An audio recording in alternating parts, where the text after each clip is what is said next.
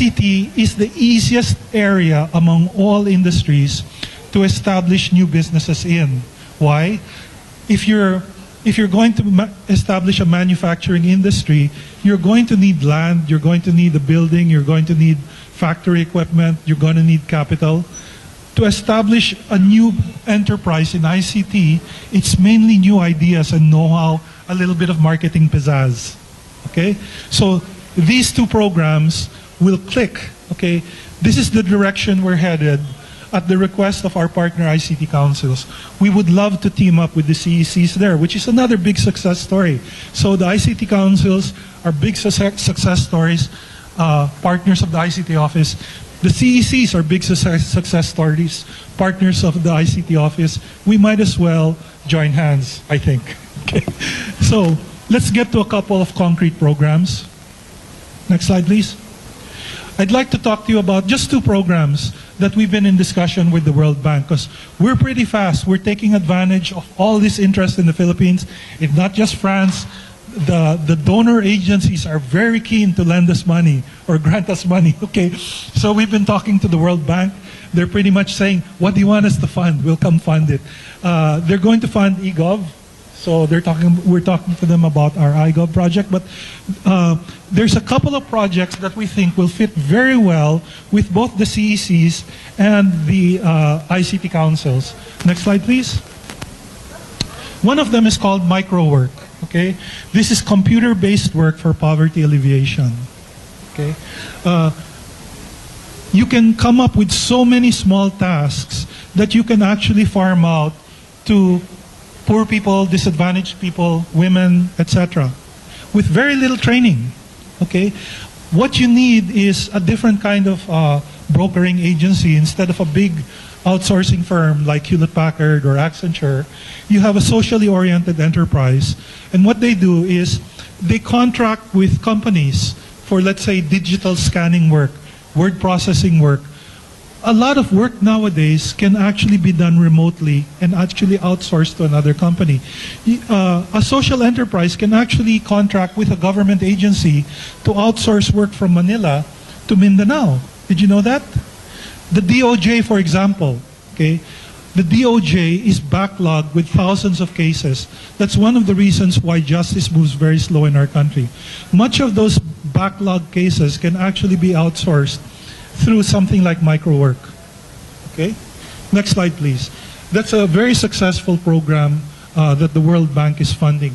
We'd like to talk to you with and to the CECs about a partnership on that program. Okay? So one example is Samasource, which is a partner of the World Bank. They actually negotiate with bigger companies for contracts to break down digital work into micro work that can be completed by women and youth with basic English skills and a few weeks of training at partner centers. So they can actually negotiate with people with companies like Google, LinkedIn, Microsoft, government, etc. You can do so many things in ICT. Next slide, please. Okay. We're also talking to the World Bank about a very successful program they ran in Mexico called Mexico First, where you identify global trends, global, regional, domestic trends to figure out what's in demand. Okay? Then you train the people to be able to undertake work in those areas, and then you start training programs and you give them certifications. Next slide, please.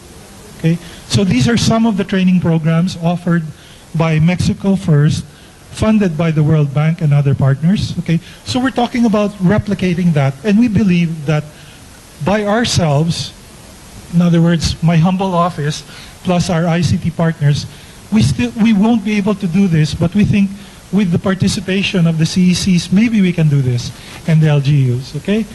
And these are the kind of certifications in ICT, in multimedia, in English, in IT/BPO, and university certifications. In other words, certifications is part of the future, okay?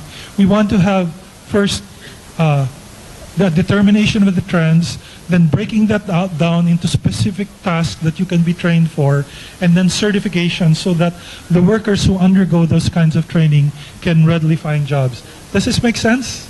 Okay. So next slide, please. in summary, we actually have so many programs, okay? Originally, I was going to discuss them all with you, but in such a short time, only 2 really, okay?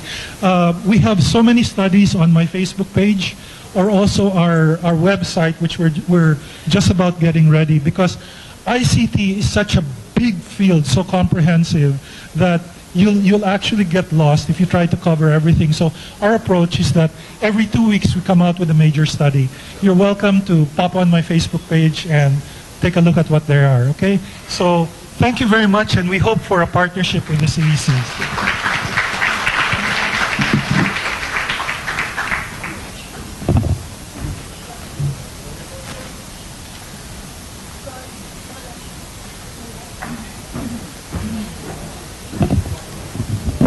Great.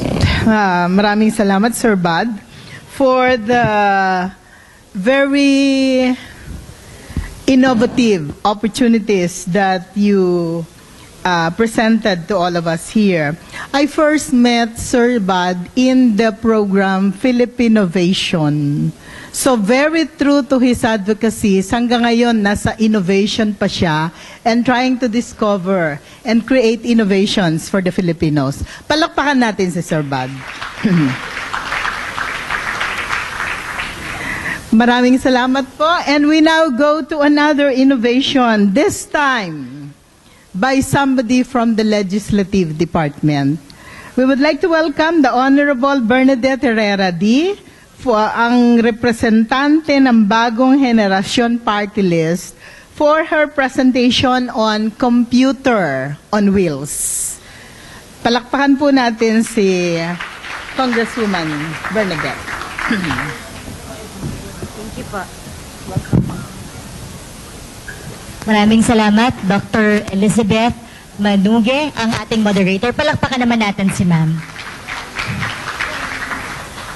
To the organizers of the Knowledge Exchange Conference on CECs, of course, our conference chair, Dr. Melinda Bandalario. Bandaleria, sorry. Okay. Palakpakan po natin ang ating conference chair. Dr. Angelo Juan Ramos, to the mayors, to the CEC, to the mayors, to the CEC managers, to Ma'am Maria Teresa Camba, and to Dr. Intaratat, to all the speakers, to my fellow advocates of computer literacy, good afternoon. Parang di ko na narinig. Good afternoon. Yan, katulad po ng sinabi ni Ma'am, ako po si Bernadette Herrera D., ang representative ng bagong henerasyon party list. Yes, I'm from the legislative, pero yung kikwento ko sa inyo has nothing to do with legislative, but what I've been doing for the past 11 years. I started as City Councilor of Quezon City, and now, fortunately, napunta po ako sa House of Representatives. Why my interest in computer literacy? When I was campaigning in 2001, nagulat po ako na umiikot ako sa mga barangay, nagulat ako na yung public schools namin walang computer laboratories. And this is Quezon City, an urban area. So sabi ko, paano yun? Kung ang public schools namin sa Quezon City, walang computers, samantalang ang private schools, complete with facilities, 4 years old pa lang, tinuturuan ng mag-computer. So pag nag-graduate ng high school, ang galing sa public, galing sa private, nag-apply ng trabaho, sino kayang lamang? Private. Naturally, because when you apply for a job, the first question, isa sa mga pangunahing tanong na tatanungin sa isang applicant, are you computer literate? If your answer is no, patay kang bata ka. Nasa ilalim na o nasa shredder na ang resume mo. Because if I am an employer, why will I get someone who has no knowledge in computer when I can get someone with a knowledge in computer with the same salary? Tama? So I found this very pathetic, and it made me really sad. Coming from a private school, hindi ko ma-imagine yung sarili ko na nabuhay ng college without using computers. And this is happening in an urban area like Quezon City. So what did I do? I told myself when I win as city councilor, the first thing that I will do is put up a computer training center that will give free computer literacy. Next slide, please. Next slide, please. Yan yung advocacies ng aming foundation: health, education, livelihood, people empowerment, and sustainable development. Next, please. So sabi ko sa